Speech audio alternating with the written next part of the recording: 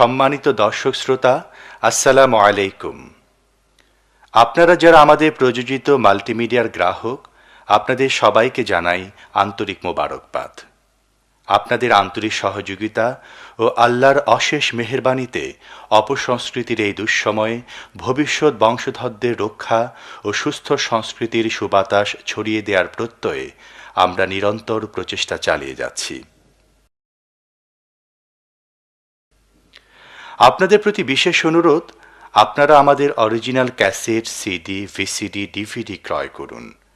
Duplicate cassette ক্রয় বিক্রয় থেকে নিকটজনকে বিরত রাখুন এবং গুনাহ থেকে সবাইকে সাবধান করুন। একটি প্রোডাক্টে যতটুকু মুনাফা হয় তাই পরবর্তী প্রোডাকশনের সঞ্চয়, আর তাই নতুন নতুন প্রোডাকশন ও সুস্থ সাংস্কৃতিক আন্দোলনে আপনার সহযোগিতা বিশেষভাবে কামনা করছি। ক্যাসেট, সিডি, ভিসিডি, ডিভিডি ক্রয়ের সময় সিএইচপি মনোগ্রাম দেখে নিন।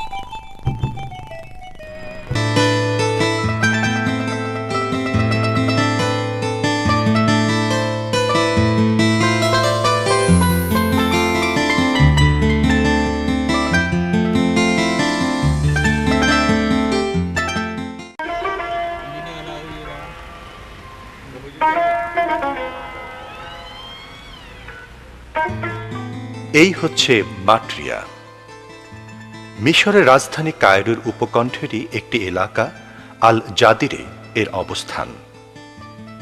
বিশ্বাস করা হয় যে হযরত ঈসা আলাইহিসসালামের মা মরিয়ম এই অঞ্চলে বসবাস করতেন। ইতিহাস অনুযায়ী মা মরিয়ম তার শিশু পুত্রকে নিয়ে অত্যাচারী প্যালেস্টাইন শাসকদের হাত থেকে আত্মরক্ষার জন্য মিশর গমন করেন। সেই সময়ে প্যালেস্টাইনের শাসনকর্তা ছিলেন কিং হ্যারিটাস। মা মরিয়ম শিশু ঈসাকে নিয়ে সিনাই উপত্যকা দিয়ে মিশরে এসেছিলেন এবং ম্যাট্রিয়ায় প্রথম পদার্পণ করেন। পরে সেখান থেকে মিশরের আরও ভিতরে এবং পরে একই পথ দিয়ে আবার ফিলিস্তিনে ফিরে যান। এই সেই ছায়াতরু যাকে এখন শাজারাতু মারিয়াম বা মরিয়াম বৃক্ষ বা ভার্জিন ট্রি বলে ডাকা হয়। প্যালেস্টাইন থেকে মিশরে যাওয়ার দীর্ঘ পথে মা মরিয়াম এই গাছের নিচে আশ্রয় নিয়েছিলেন প্রচণ্ড সূর্যতাপ থেকে শিশুপুত্রকে আড়াল করার জন্য। স্থানীয় বাসিন্দারাও এটিকে মরিয়াম বৃক্ষ বলে আখ্যায়িত করে থাকে। এই গাছটি বর্তমানে মিশর সরকারের ঐতিহাসিক নিদর্শন সংগ্রহ সংস্থার নিয়ন্ত্রণাধীন। এই স্থানে প্রবেশ মূল্য নির্ধারণ করা হয়েছে 2 মিশরীয় পাউন্ড। মরিয়ম ছিলেন তার পিতামাতার একমাত্র সন্তান। জীবনের শেষ বয়সে এসে তারা এক কন্যা সন্তানের মুখ দেখেন। গর্ভাবস্থায় মা প্রার্থনা করেছিলেন যে এবার যদি তারা একটি সন্তান লাভ করেন তাহলে তাকে আল্লাহর রাস্তায় জীবন অতিবাহিত করার জন্য উৎসর্গ করবেন। তাই জন্মের কিছুদিন পর মরিয়মকে বাইতুল মুকদ্দাসে পাঠিয়ে দেয়া হয়। সেখানে তিনি তার চাচা হযরত জাকারিয়া আলাইহিস সালাম কর্তৃক লালিত পালিত হন। তিনি মরিয়মকে দ্বীনি শিক্ষায় শিক্ষিত করে তোলেন। একদিন এক ফেরেশতা আল্লাহর আদেশক্রমে মরিয়মের কাছে আসেন। ফেরেশতা তাকে কিছু অদ্ভুত বিস্ময়কর কথা শোনান। وَإِذْ قَالَتِ الْمَلَائِكَةُ يَا مَرْيَمُ إِنَّ اللَّهَ اصْطَفَاكِ وَطَهَّرَكِ وَاصْطَفَاكِ عَلَى نِسَاءِ الْعَالَمِينَ يَا مَرْيَمُ اقْنُتِي لِرَبِّكِ وَاسْجُدِي وَارْكَعِي مَعَ الرَّاكِعِينَ। হে মারিয়াম, আল্লাহ আপনাকে পছন্দ করেছেন এবং আপনাকে পবিত্র করেছেন। তিনি আপনাকে পৃথিবীর সব নারী জাতি থেকে বাছাই করেছেন। অতএব হে মরিয়াম, আপনি আপনার প্রভুর নিকট প্রার্থনা করুন নিবিষ্ট চিত্তে, তাঁকেই সিজদা করুন এবং বিশ্বাসীদের অন্তর্ভুক্ত থাকুন।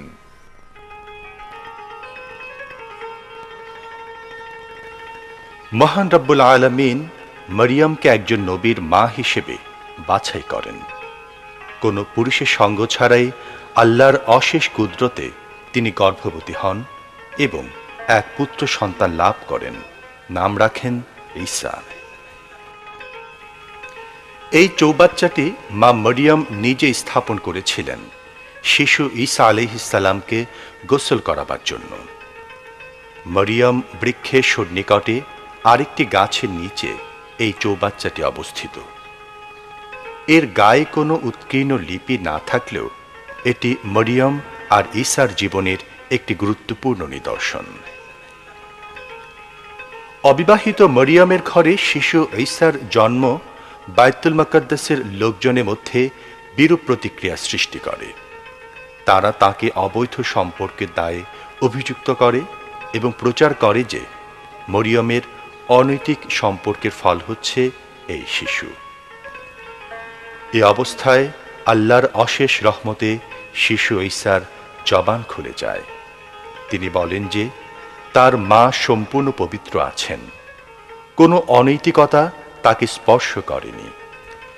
তিনি ভবিষ্যতে একজন নবী হবেন এবং বনী ইসরায়েলের নেতৃত্ব দেবেন। হযরত আদম আলাইহিস সালামের পিতামাতা কেউ ছিল না, তথাপি আল্লাহ তাকে সৃষ্টি করেছিলেন শুধুমাত্র কাদা মাটি থেকে।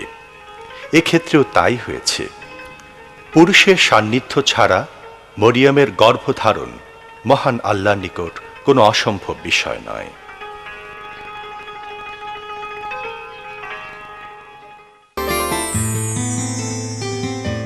ফুস্তাক শহরের আল ইবনে আস মসজিদের সন্নিকটে এই গলিপথ ধরেই যেতে হয় সেই স্থানে যেখানে মা মরিয়ম তার সন্তানকে নিয়ে প্রথম আত্মগোপন করেছিলেন। বলা হয় যে প্যালেস্টাইনের ইহুদি রাজা হেরিটাসের সৈন্যদের হাত থেকে বাঁচানোর জন্য তিনি শিশুকে নিয়ে এখানে আত্মগোপন করেছিলেন। তবে এই স্থানটি সব সময় সবার জন্য উন্মুক্ত নয়।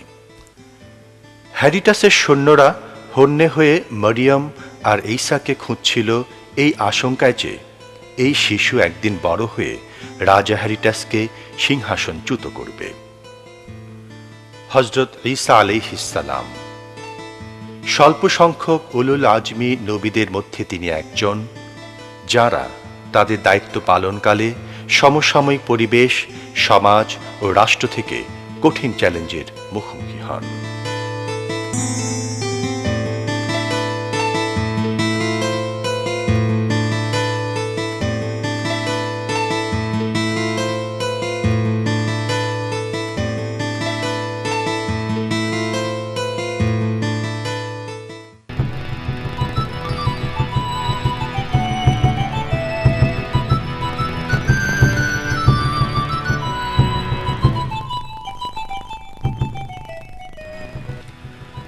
জর্ডানের রাজধানী আম্মানের 7 কিলোমিটার দক্ষিণে আল রাজিক মতান্তরে আল রাকিব নামে একটি গ্রাম রয়েছে। কয়েকটি ঐতিহাসিক গুহার জন্য এই গ্রামটি বিখ্যাত হয়ে আছে। গুহার চারপাশের এবং এর ভিতরের বিভিন্ন নিদর্শন পর্যবেক্ষণ করে প্রত্নতাত্ত্বিকগণ বলেছেন যে এই গুহাগুলো প্রকৃতই আসহাবে কাহফের গুহা, যাদের কথা পবিত্র কোরআনে বলা হয়েছে। ঐতিহাসিক এবং প্রত্নতাত্ত্বিক গবেষণাতেও এই দাবির সপক্ষে প্রমাণ মেলে। আশেপাশের কিছু নিদর্শন এই গুহা সম্পর্কে পবিত্র কোরআনে যে বর্ণনা দেওয়া হয়েছে তারই সপক্ষে প্রমাণ দেয়। গুহার উপর প্রাপ্ত এই খিলানগুলো, যেগুলো সূর্যের উদয় ও অস্ত যাওয়ার সময় নির্ধারক হিসেবে স্থাপন করা হয়েছিল, তা এই দাবিকে আরও বিশ্বাসযোগ্য করেছে যে এটাই আসহাবে কাহফের গুহা।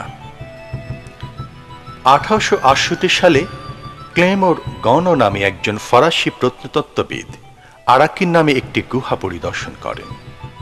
তিনি নিশ্চিত করেন যে বাইবেল, তাওরাত এবং কোরআনে আসহাবে কাহফ সম্পর্কে যে বর্ণনা দেওয়া হয়েছে এই গুহার সাথে তার পুরোপুরি মিল পাওয়া যায়। এই গুহাটি ঠিক কোন জায়গায় অবস্থিত, ঠিক কখন এই ঘটনা সংঘটিত হয়েছিল, ঠিক কতজন লোক এখানে বাস করেছিল, তার সুনির্ধারিত কোনো বিবরণ পবিত্র কোরআনে পাওয়া যায়নি। শুধু এইটুকু বলা হয়েছে যে তারা ছিলেন একদল পুরুষ। তারা আল্লাহর ধর্মে বিশ্বাস করতেন এবং ঈসা আলাইহিসসালামের প্রচারিত বাণীতেও বিশ্বাস করতেন। তারা এই গুহাতে 309 বছর ঘুমিয়ে কাটিয়েছিলেন। বাইবেলে 7 জন লোকের কথা বলা হয়েছে, যাদের নাম তামলিকা, নোয়েক্সলিঙা, মাহাটাডাস, লিনোয়াস, সাহিনুনাস, জুনোয়ানুস এবং কাসিফেতান্নাস। বলা হয়েছে যে এরা ডাকিয়ানুর নামক নিষ্ঠুর রাজার হাত থেকে বাঁচার জন্য এখানে এসে আত্মগোপন করেছিলেন। তারা গুহায় অবস্থান নিয়ে 157 থেকে 240 বছর পর্যন্ত ঘুমিয়েছিলেন। আবার এটাও বলা হয়েছে যে তুরস্কের দক্ষিণ পশ্চিমাঞ্চলীয় শহর এফসোসে এই ঘটনা সংঘটিত হয়েছিল। গুহার পূর্ব ও পশ্চিম প্রান্তে 4টি করে মোট 8টি গুহার সন্ধান পাওয়া গিয়েছে। গুহার দরজা নির্মাণ শৈলী 3য় শতকের রোমান আর্কিটেকচারের সঙ্গে যথেষ্ট মিল রয়েছে। 1963 সালে জর্ডান সরকারের প্রত্নতাত্ত্বিক বিভাগের অধীনে পরিচালিত জরিপ গবেষণায় দেখা যায় যে এফসোস নয়, আরাকিন গুহাই আসহাবে কাহফের গুহা। কারণ আসহাবে কাহফ সম্পর্কে কোরআনে উল্লেখিত বর্ণনার সঙ্গে আরাকিন গুহারই মিল পাওয়া যায়, এফসোসের নয়। প্রাপ্ত নিদর্শন থেকে দেখা যায় যে ডাকিয়ানুন নয়, রাজা ট্রেইগনের শাসনকালে তারা এই গুহায় অবস্থান করেন। রাজা ট্রেইগন 98 থেকে 117 সাল পর্যন্ত জর্ডানের শাসক ছিলেন। ট্রেইগন 16 খ্রিস্টাব্দে জর্ডানের পূর্ব প্রান্ত জয় করে নেন। অনেক বছর পর যখন সেখানে রাজা ডোসিয়াসের শাসন চলে, তখন গুহাবাসীরা জেগে ওঠেন। ঘুম থেকে উঠে দেখেন জর্ডানে ঈসা আলাইহিসসালামের অনুসারী তথা ঈমানদারদের শাসন চলছে। প্রাপ্ত নিদর্শন সমূহের মধ্যে এই বাইজেন্টাইন মুদ্রাটি অন্যতম। এই মুদ্রা রাজা ট্রেইগনের সময় জর্ডানে বিনিময় মাধ্যম হিসেবে ব্যবহৃত হতো। এই কবরে কিছু মানব দেহের হাড়গোড় রাখা হয়েছে। 1960 সালে খনন কাজ করার সময় এগুলো পাওয়া যায়। বলা হয়েছে 3য় শতকে রোমানদের শাসনামলে এই মানুষগুলো এখানে এসেছিল। গুহাতে প্রাপ্ত অন্যান্য ঐতিহাসিক নিদর্শনের মধ্যে রয়েছে কাঁচের ধারকে সাজানো এই গহনাগুলো। তবে এগুলো যে আসহাবে কাহাফ সম্পর্কিত কিছু, তার কোনো সুনির্দিষ্ট প্রমাণ পাওয়া যায়নি।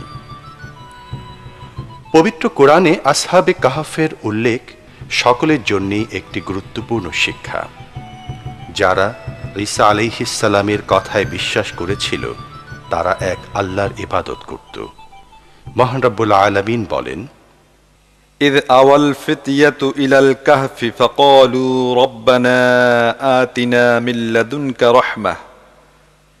لدنك رحمة وهيئ لنا من أمرنا رشدا।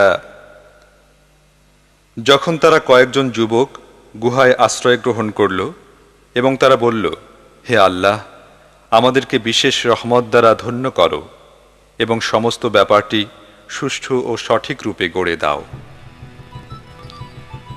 তারা যখন ৩০৯ বছর যাবৎ ঘুমিয়েছিলেন তখন এই গুহায় তাদেরকে নিরাপদ আশ্রয় দান করেছিল। আল্লাহর করুণায় একটি অসম্ভব ব্যাপারই সম্ভব হল। ৩ শতাব্দী পরে ঈমানদারদের দ্বারা অত্যাচারিত শাসক সহ সকল মূর্তি উপাসকরা বিতাড়িত হল। এই ঘটনা মূলত সর্বশক্তিমান আল্লাহ রাব্বুল আলামিনের অসীম ক্ষমতা ও কুদরতের কথা স্মরণ করিয়ে দেয়।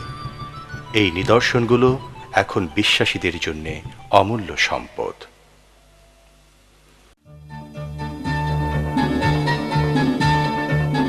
এই মহাসড়কটি দিয়েই জর্ডানের রাজধানী আম্মান থেকে হযরত শোয়েব আলাইহিসসালামের কবরস্থানে যেতে হয়।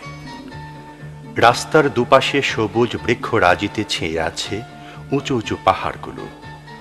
দূর দূরান্ত থেকে পর্যটকদের নিয়ে টুরিস্ট বাস পর্বত বেষ্টিত এই নিরিবিলি স্থানটিতে আসে। নবীর সমাধিস্থলে সশরীরে উপস্থিত হয়ে দোয়া করার জন্যে লোকজন এখানে এসে থাকেন। ৪ জন আরব নবীর মধ্যে শোয়েব আলাইহিসসালাম অন্যতম। অন্য ৩ জন হচ্ছেন হযরত হুদ আলাইহিসসালাম, হযরত সালেহ আলাইহিসসালাম এবং শেষ নবী হযরত মুহাম্মদ সাল্লাল্লাহু আলাইহি ওয়াসাল্লাম। হযরত শোয়েব আলাইহিসসালাম খুব ভালো বক্তা ছিলেন। এই জন্য তাকে হাকিবুল আম্বিয়া বলা হতো।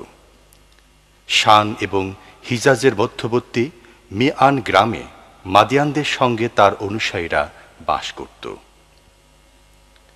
এই হচ্ছে শোয়েব আলাইহিসসালামের কবর। ঐতিহাসিক নিদর্শন অনুযায়ী মাদিয়ানরা ছিল এক ব্যবসায়ী গোত্র, যারা প্রধানত হালিফা নামক স্থানে বাস করত। তারা এক আল্লাহর ইবাদত না করে বিভিন্ন দেবদেবীর উপাসনা করত। প্রতারণা ছিল তাদের ব্যবসার প্রধান কৌশল। প্রতারণার মাধ্যমেই তারা প্রচুর অর্থকড়ির মালিক হয়। এজন্যই আল্লাহ তাদের সঠিক পথে ফিরিয়ে আনার জন্যে নবী হিসেবে শোয়েব আলাইহিসসালামকে প্রেরণ করেন। তিনি তাদেরকে বাণিজ্যের ক্ষেত্রে সততা অবলম্বনের আহ্বান জানান। তিনি বলেন যে সৎ বাণিজ্যের স্বল্প লাভ অসৎ বাণিজ্যের অধিক লাভ থেকে ভালো। মুষ্টিমেয় কয়েকজন ব্যক্তি তার উপদেশ গ্রহণ করেছিল। বাকিরা বিভিন্ন হুমকি ধমকির মাধ্যমে সত্য অনুসারীদের কার্যক্রমকে দমন করার চেষ্টা করেছিল। কিন্তু শোয়েব আলাইহিসসালাম তার কাজে ক্ষান্ত দেননি, বরং আরও বলিষ্ঠতার সাথে তাদেরকে সত্য পথের দিকে আহ্বান জানাতে থাকেন। অবিশ্বাসীরা তারপরও তার কথায় কর্ণপাত করেনি। তারা শোয়েব আলাইহিসসালামকে চ্যালেঞ্জ দিয়ে বলে, যদি আপনার আল্লাহ সত্যি হয়ে থাকেন তাহলে তাকে বলেন তিনি যেন আমাদের উপর দুর্যোগ প্রেরণ করেন। কিছুদিন অতিবাহিত হলে তারা তাকে প্রশ্নবাণে অতিষ্ঠ করে তোলে, কোথায় গেল আপনার খোদা? কেন কোনো দুর্যোগ তিনি আমাদের উপর দিতে পারেননি ইত্যাদি। আল্লাহ শোয়েব আলাইহিসসালামকে তার অনুসারীদের সহ গ্রাম ছেড়ে অন্যত্র চলে যাবার জন্য নির্দেশ দেন। পবিত্র কোরআনে মাদিয়ান সম্প্রদায়ের কথা উল্লেখ করা হয়েছে। وإلى مدين أخاهم شعيبا قال يا قوم اعبدوا الله ما لكم من إله غيره ولا تنقصوا المكيال والميزان إني أراكم بخير وإني أخاف عليكم عذاب يوم محيط। মাদিয়ান সম্প্রদায়ের নিকট আমি শোয়েবকে প্রেরণ করলাম, যে তাদেরই অন্যতম ভাই। তিনি বললেন, হে আমার জাতি, সর্বশক্তিমান আল্লাহর ইবাদত করো, তিনি ছাড়া আমাদের আর কোনো ইলাহ নাই। আর ওজন ও পরিমাপে কম দিও না। আমি তোমাদের আজ ভালো অবস্থায় দেখছি, কিন্তু ভয় হয় কাল তোমাদের উপর এমন দিন আসবে যার আযাব তোমাদেরকে ঘিরে ধরবে। অবশেষে আল্লাহর ইচ্ছায় মাদিয়ানের আকাশে একখণ্ড মেঘ জমা হল। লোকজন ভাবল যে তাদের উপর আশীর্বাদ বর্ষিত হতে যাচ্ছে। তারা বুঝতে পারেনি যে এটি আশীর্বাদ নয়, বরং আল্লাহর অভিশাপ। একটিমাত্র বজ্রের শব্দে সমস্ত মাদিয়ান সম্প্রদায় মাটিতে লুটিয়ে পড়ল। এখানেই অবাধ্য মাদিয়ান সম্প্রদায়ের সমাপ্তি ঘটে। পৃথিবীর বুকে এই সম্প্রদায়ের কোনো অস্তিত্ব বিন্দুমাত্র অবশিষ্ট নেই। শুধুমাত্র শোয়েব আলাইহিসসালাম এবং তার কিছু অনুসারীর দেহ মোবারকের সন্ধান পাওয়া যায়।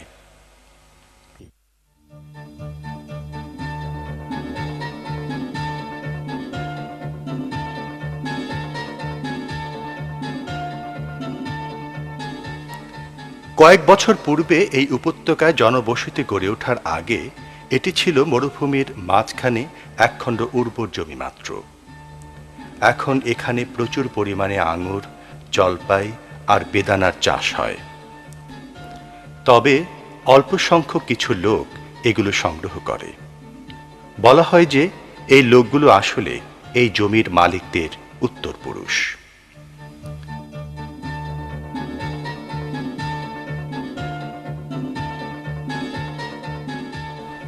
আল্লাহর গজবে মাদিয়ান সম্প্রদায় ধ্বংস হয়ে যাবার পর শোয়েব আলাইহিসসালাম এই স্থানে আশ্রয় নিয়েছিলেন।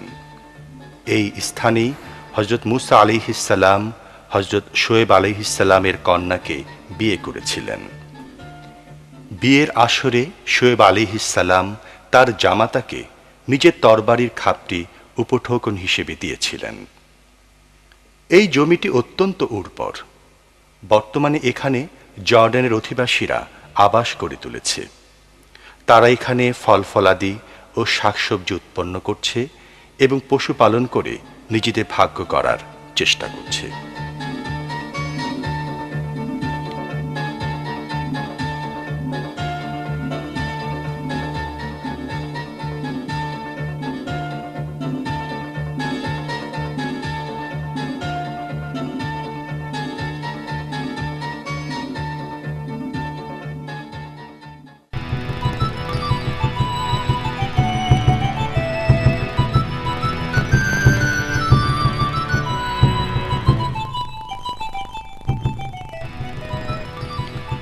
আম্মান শহরকে 7 পাহাড়ের শহর বলেও ডাকা হয়। এটা জর্ডানের রাজধানী। সৌদি আরব, ইরাক, সিরিয়া এবং ইসরায়েল এই 4টি রাষ্ট্রের সীমানা ঘেঁষে এর ভৌগোলিক অবস্থান। আরবি শব্দ আল উর্দুন থেকে জর্দান তথা বর্তমান জর্ডান শব্দটি এসেছে। ইসলামী রাষ্ট্র প্রতিষ্ঠার প্রাথমিক যুগে সিরিয়ার সঙ্গে আরব ভূমি বন্টনের সময় এর নামকরণ করা হয় জর্ডান। বলা হয় যে এখানে অনেক প্রাচীন সভ্যতার নিদর্শন রয়েছে। বর্তমান বিশ্বে সভ্যতার প্রকাশ ঘটে পর্যটন শিল্পে। জর্ডানের মতো দেশের বেলায় এর গুরুত্ব আরও ব্যাপকতা লাভ করেছে। এর সভ্যতা ও উন্নয়নের পেছনে মুয়ান আরব, ইদম এবং নেফেটিয়ান আরব এই 3 গোত্রের লোকদের অবদান সবচেয়ে বেশি।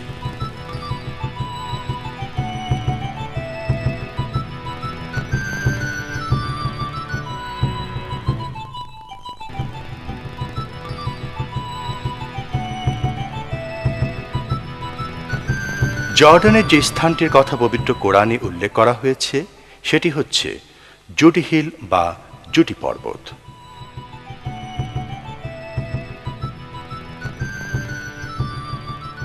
এই পর্বতের এই স্থানটিতে বসে নূহ আলাইহিসসালাম তার নবুয়তি কার্যক্রম পরিচালনা করতেন বলে বিশ্বাস করা হয়। হযরত আদম এবং হযরত ইদ্রিস আলাইহিসসালামের পর নূহ আলাইহিসসালাম হচ্ছেন তৃতীয় নবী।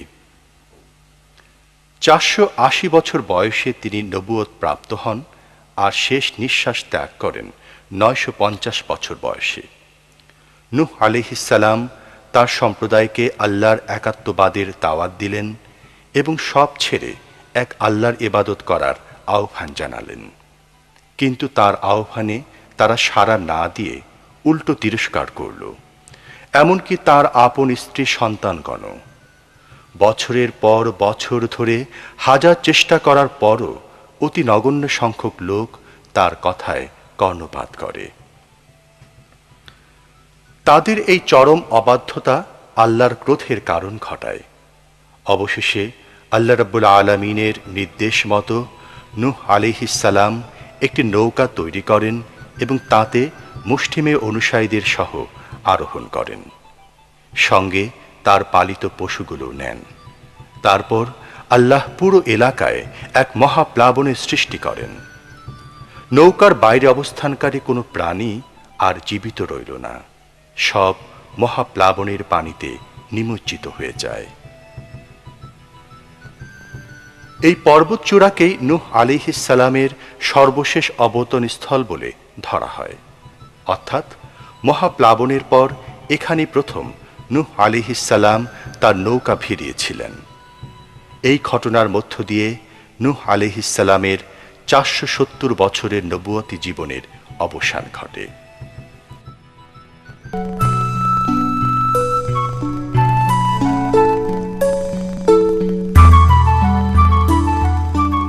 ডেড সি বা মৃত সাগরের তীর দিয়ে ভ্রমণ প্রাকৃতিক সৌন্দর্য পিয়াসীদের নিকট একটি গুরুত্বপূর্ণ বিষয়। শুধু তাই নয়, বিশ্বের ইতিহাসবিদ ও প্রত্নতাত্ত্বিকদের জন্যেও এটি একটি মূল্যবান অনুষঙ্গ। এই সাগর ৮৮ কিলোমিটার দীর্ঘ এবং ১৬ কিলোমিটার প্রশস্ত, যার গড় গভীরতা মাত্র ৬ মিটার। জর্ডানের আকাবা বন্দর থেকে দূরত্ব ১৬০ কিলোমিটার। পৃথিবীর সামগ্রিক সমুদ্র তল থেকে মৃত সাগরের বেলাভূমি ৪০৬ মিটার নিচে। ভূগোলবিদ ও মানচিত্র অঙ্কনবিদদের মতে এটি হচ্ছে পৃথিবীর সবচেয়ে নিচু জায়গা। কোরআনের বর্ণনা অনুসারে এই স্থানটি একসময় সদম এবং লুত সম্প্রদায়ের আবাসভূমি ছিল, যাদের নবী ছিলেন হযরত লুত আলাইহিস সালাম। আল্লাহর প্রতি অবাধ্যতা সহ নানাবিধ অপকর্মের জন্য এই দুটো সম্প্রদায় পুরোপুরি ধ্বংস হয়ে যায় এবং সেখানে একটি বিরাট জলাধার সৃষ্টি হয়। সেই জলাধারই এখন ডেড সি বা মৃত সাগর নামে পরিচিত। এখানে সাঁতার কাটতে গিয়ে কেউ নিমজ্জিত হয় না। কেউ সাঁতার না জানলেও সে এই পানিতে অনায়াসে ভেসে থাকতে পারে। বিজ্ঞানীরা প্রমাণ করে দেখিয়েছেন যে এই পানিতে লবণ এবং ফসফেটের পরিমাণ খুব বেশি। সমুদ্র তীরে জমে থাকা পাথরের উপর আছড়ে পড়া পানি থেকেই আমরা সেটা বুঝতে পারি। কঠিন লবণের স্তরে পাথরগুলো আবৃত হয়ে আছে। এখনো পর্যন্ত পৃথিবীর কেউ এই অগভীর মৃত সাগরের তলায় যেতে পারেনি। কেউ অনুসন্ধান চালাতে পারেনি যে লুত আর সদম সম্প্রদায় কি ধনসম্পদ সেখানে ফেলে গিয়েছে।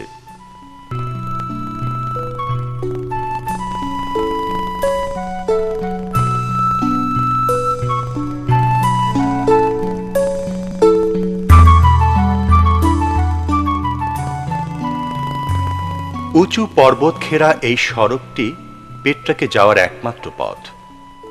খ্রিস্টপূর্ব ৯ম শতাব্দীতে পেট্রাকীয় সভ্যতা গড়ে ওঠে। এখানকার আবহাওয়া শুষ্ক ও গরম। প্রশ্ন জাগে, এরকম একটি পরিবেশে কি করে পেট্রা সভ্যতা গড়ে উঠেছিল আর কি করেই বা এটা টিকে ছিল।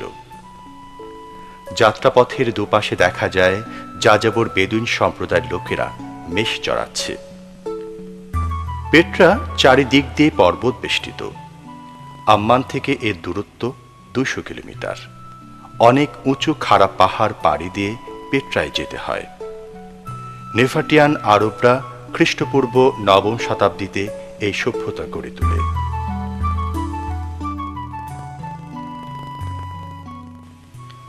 এই হচ্ছে জনৈক নেফাটিয়ানের সমাধিস্থল। ধারণা করা হয় যে ২৫০ খ্রিস্টপূর্বাব্দে এই সমাধি নির্মাণ করা হয়। কবরগুলোর অবস্থান খুব চমৎকার একটি জায়গায়। নেফাটিয়ানদের উদ্দেশ্য ছিল এই কবরস্থানগুলোর পাশাপাশি তারা কিছু আশ্রয়স্থানও গড়ে তুলবে, কারণ দুর্গম পর্বত বেষ্টিত বিধায় জায়গাটি বেশ নিরাপদ। বাইরে থেকে আসা কোনো অচেনা আগন্তুকের এখানে প্রবেশ দুঃসাধ্য। এখানে পাহাড় কেটে চমৎকার ঘর নির্মাণ করা হয়েছে। অনাকাঙ্ক্ষিত প্লাবন থেকে রক্ষা পাবার জন্য এরকম পানি নিষ্কাশন পথও তৈরি করা হয়েছিল। দুটি উঁচু পাহাড়ের মধ্যবর্তী এই পথটির নাম সিখ। এটা নেফাটিয়ানদের জহরতখানায় গিয়ে মিলিত হয়েছে। নিজেদের জীবন ও সম্পদের সুরক্ষার জন্য নেফাটিয়ান সম্প্রদায় এই প্রাকৃতিক ব্যবস্থাকে খুব ভালোভাবে কাজে লাগিয়েছিল। কৌশলগত অবস্থানের কারণে নেফাটিয়ানদের আত্মরক্ষা ব্যবস্থা ছিল নিশ্ছিদ্র। 106 খ্রিস্টাব্দে রোমানরা প্রথমবারের মতো এই জায়গাটি দখল করতে সক্ষম হয়। এই জন্য তারা পূর্বেই আশেপাশের সকল নদী থেকে এর পানি নিষ্কাশন ও সেচ সংযোগ বিচ্ছিন্ন করে দিয়েছিল। সিখ অর্থাৎ এই গিরিপথের গা ঘেঁষে একটি সেচ খালও নির্মাণ করা হয়েছিল। নেফাটিয়ানদের নির্মাণ শৈলী ছিল সত্যিই চমৎকার। বিশ্বাস করা হয় যে এখানে নেফাটিয়ানরা তাদের ধনসম্পদ হিরে জহরত সঞ্চয় করে রাখত।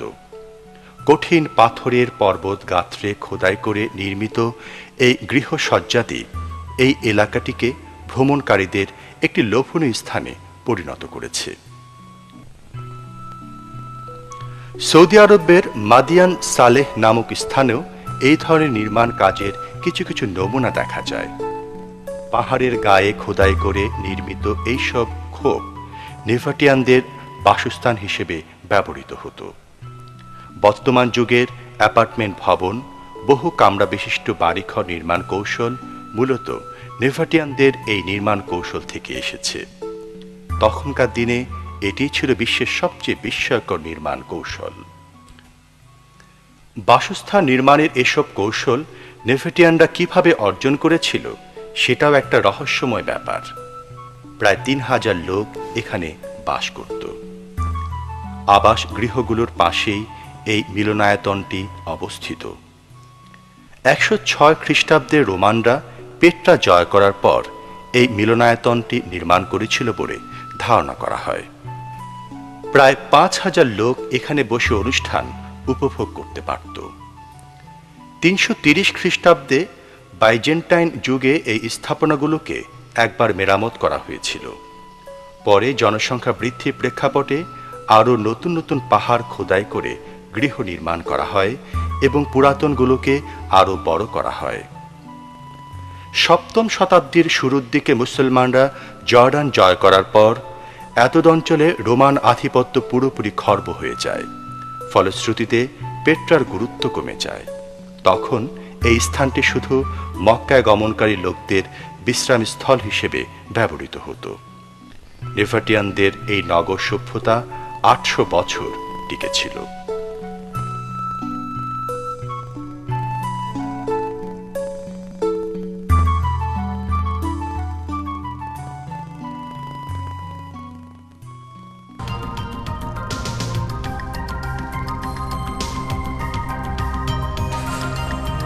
এগুলো জুরাস নামক স্থানে রোমান সভ্যতা নিদর্শন। আম্মান থেকে এই স্থানের দূরত্ব 48 কিলোমিটার। রোমানদের হাতে পেট্রার পতনের পর জুরাসের জৌলুস বাড়তে থাকে। খ্রিস্টাব্দ প্রথম শতকেই এ নগর সভ্যতা গড়ে উঠেছিল বলে বিশ্বাস করা হয়। অন্যান্য কয়েকটি জনপদের সঙ্গে মুক্ত বাণিজ্যের মাধ্যমে শহরটি আর্থিকভাবে প্রচুর লাভবান হয় এবং শেষ সময়টাই ছিল এর সোনালী যুগ। দ্বিতীয় শতকে এসে পশ্চিম এশিয়ার সবচেয়ে সমৃদ্ধ নগর হিসেবে জুরাসের খ্যাতি চারিদিকে ছড়িয়ে পড়ে।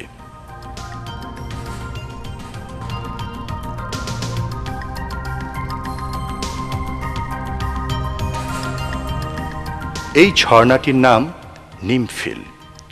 ছোট ছোট খালের মাধ্যমে এই ঝর্ণার পানি নগরের বিভিন্ন জায়গায় সরবরাহ করা হতো।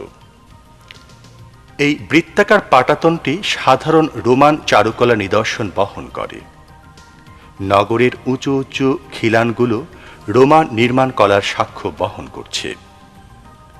এই খিলানগুলোর উচ্চতা 10 থেকে 20 মিটার। এই পিলারটির সবসময় কাঁপতে থাকে।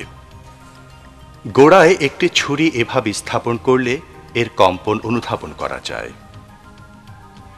মোহাম্মদ মাহমুদ আল মুমানি নামে একটি টুরিস্ট গাইডে বলা হয়েছে যে এই পিলারগুলোর স্থায়িত্ব বৃদ্ধির জন্য এর ভিতরে মার্কারি জাতীয় পদার্থ প্রবেশ করানো হয়েছে।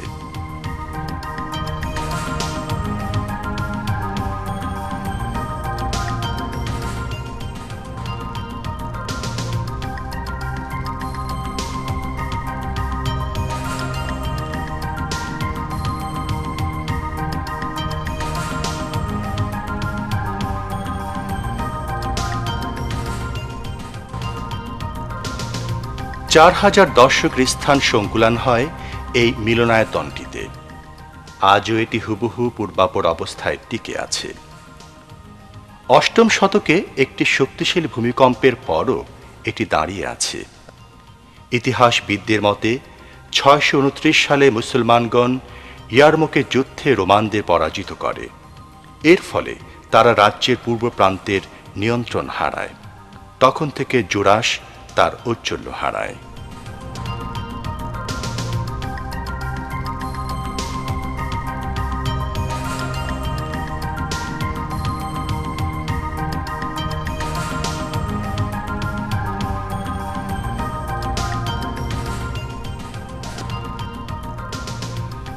রাসূলুল্লাহ সাল্লাল্লাহু আলাইহি ওয়াসাল্লামের পালক পুত্র যায়েদ বিন হারিসের কবর এটি। তিনি মুতার যুদ্ধে মুসলমানদের সেনাপতি ছিলেন। 622 সালে এই যুদ্ধ সংঘটিত হয়। বসরায় রোমান সৈন্য কর্তৃক রাসূলুল্লাহ সাল্লাল্লাহু আলাইহি ওয়াসাল্লামের জনৈক দূত নিহত হবার ফলে রোমানদের সাথে মুসলমানদের যুদ্ধের সূচনা হয়। এই যুদ্ধে যায়েদ বিন হারিস রাদিয়াল্লাহু তাআলা আনহু বিস্ময়কর বীরত্ব ও সমরকুশলতার পরিচয় দেন। তিনি মাত্র 3000 মুসলিম যোদ্ধা নিয়ে 1 লক্ষ রোমান সৈন্যের সফল মোকাবেলা করেন। সৈন্য সংখ্যার দিক দিয়ে রোমানদেরকে অগ্রগণ্য মনে হলেও মুসলমানদের বীরত্বের নিকট পরাজয় ঘটে। যায়েদ বিন হারিস রাদিয়াল্লাহু তাআলা আনহু শেষ নিঃশ্বাস ত্যাগ করার আগ পর্যন্ত এই যুদ্ধে অবিচল ছিলেন। ইসলামকে রক্ষার জন্য যারা বীরত্বের সাথে শহীদ হয়েছেন, যায়েদ বিন হারিস তাদের অন্যতম। এটা হচ্ছে রাসূলুল্লাহ সাল্লাল্লাহু আলাইহি ওয়াসাল্লামের চাচা হযরত জাফর বিন আবু তালিব রাদিয়াল্লাহু তাআলা আনহুর কবর। মুতার যুদ্ধে যায়েদ বিন হারিস শহীদ হবার পর রণাঙ্গনে মুসলিম সৈন্যদের নেতৃত্ব তিনি নিজ হাতে তুলে নেন। অসম সাহসিকতার সাথে ইসলামের পতাকা হাতে নিয়ে তিনি শত্রু সৈন্যদের একেবারে মুখোমুখি হয়ে যান। পতাকা ধারণ করার জন্যে তিনি তার ঘোড়ার লাগাম ছেড়ে দেন। যখন তার ডান হাতটি কাঁটা পড়ে যায়, তখন বাঁ হাত দিয়ে তিনি পতাকা উত্তোলন করে রাখেন। বাঁ হাতটিও কাঁটা পড়লে শেষ নিঃশ্বাস ত্যাগ পর্যন্ত তিনি কোনোমতে পতাকাটি ঊর্ধ্বে তুলে ধরে রাখেন। যুদ্ধে হযরত জাফর বিন আবু তালেব রাদিয়াল্লাহু তাআলা আনহুর বীরত্ব রোমানদেরকে বিস্মিত করে। এটি হচ্ছে আব্দুল্লাহ বিন রাওহা রাদিয়াল্লাহু তাআলা আনহুর কবর। জাফর বিন আবু তালেবের শাহাদাতের পর তিনি হচ্ছেন মুতার যুদ্ধে তৃতীয় মুসলিম সেনাপতি।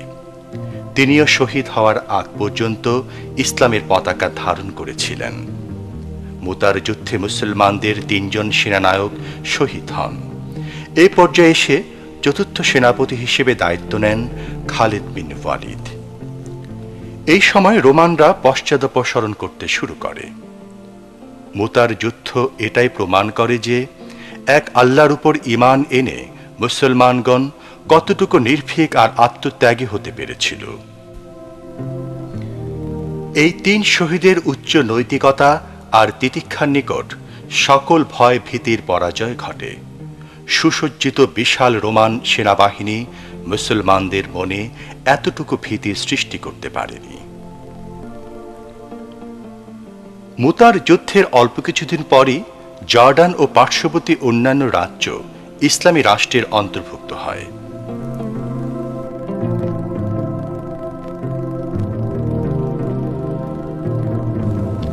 এটা হচ্ছে আবু উবায়দা বিন জারা রাদিয়াল্লাহু তাআলা আনহুর কবর। জর্ডানে ইসলামী রাষ্ট্রের প্রসার তার হাত ধরেই হয়েছিল। 636 সালে ইয়ারমুকের যুদ্ধে তিনি মুসলমানদের পক্ষ ত্যাগ করেছিলেন। মুসলমানরা সেখানে বিপুল বিক্রমে যুদ্ধ করে রোমানদের পরাজিত করেন এবং জর্ডান মুক্ত করেন। 639 সালে আবু উবায়দা অসুস্থতার দরুন ইন্তেকাল করেন। ব্যক্তিগতভাবে পশ্চিম এশিয়াতে রোমানদের আধিপত্য খর্ব করে তিনি সেখানে ইসলামের আলোক জ্বালান। তার তৎপরতায় জর্ডান সহ অনেক দেশে ইসলামের ব্যাপক প্রসার ঘটে এবং বিশ্বের অন্যান্য ইসলামী রাষ্ট্রের সঙ্গে তাদের সুসম্পর্ক গড়ে ওঠে। এই দিক দিয়ে ইসলামের ইতিহাসে আবু উবায়দার অবদান অবিস্মরণীয় হয়ে আছে।